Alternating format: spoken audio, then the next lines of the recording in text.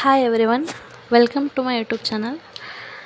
ಇವತ್ತು ಯಶಸ್ವಿ ಜೀವನದ ಸಾರ ಏನು ಅನ್ನೋದನ್ನು ನೋಡೋಣ.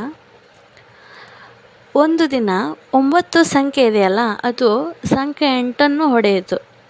ಅದಕ್ಕೆ ಪ್ರತ್ಯುತ್ತರವಾಗಿ 8 ನನಗೆ ಯಾಕೆ ಹೊಡೆದೆ ನೀನು ಎಂದು 9 ಕೇಳಿತು. ಅದಕ್ಕೆ 9 ಹೇಳಿತು, ಹೇ, ನಾನು ನಿನಗಿಂತ ದೊಡ್ಡವನು, ಅದಕ್ಕೆ ಹೊಡೆದೆ ಎಂದಿತು. ಸರಿ, 8 ತನಗಿಂತ ಚಿಕ್ಕವನಾದ 7 ಹೊಡೆಯಿತು.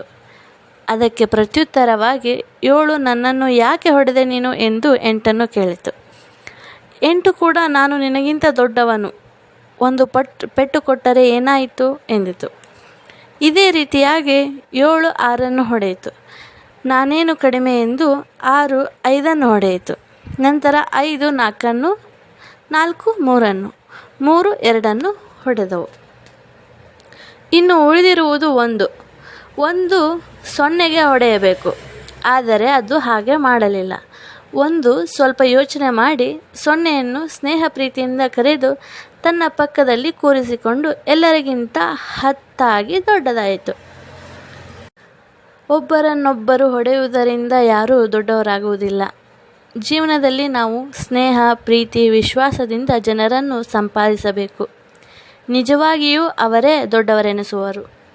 ಯಶಸ್ವಿ ಜೀವನದ ಸಾರ ಇದರಲ್ಲಿದೆ. Thank you. Like, comment, and subscribe.